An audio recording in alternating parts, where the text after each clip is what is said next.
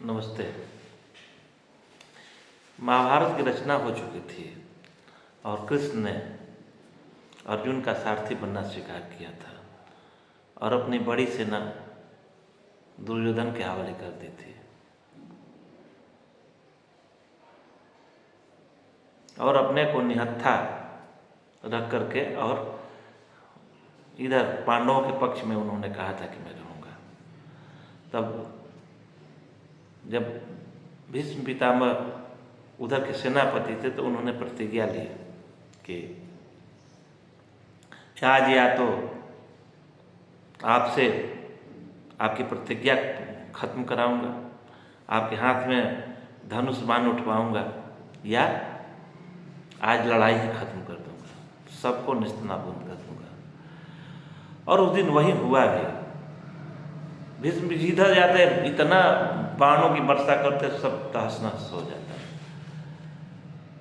एक समय ऐसा लगा कि लड़ाई उसी दिन समाप्त हो जाएगी, पांडव हार जाएंगे। और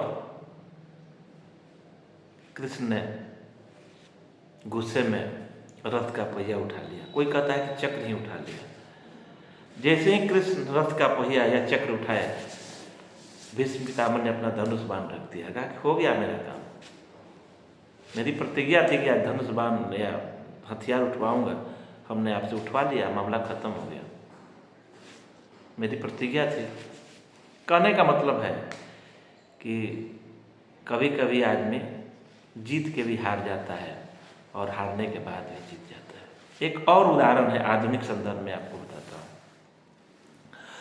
दौड़ की प्रतियोगिता चल रही थी। कीनिया के प्रसिद्ध धावक रहे हैं अबेल मुताई।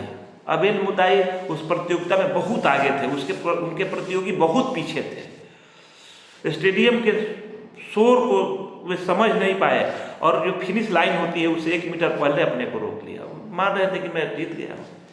उनके ठीक पीछे, कहने का मतलब 2 नंबर पे उधर से आने वाले थे स्पेन के एक धावक थे, इवान फर्नांडिस। इवान ने देखा कि मुताई फिनिश लाइन से 1 मीटर पहले खड़े हैं।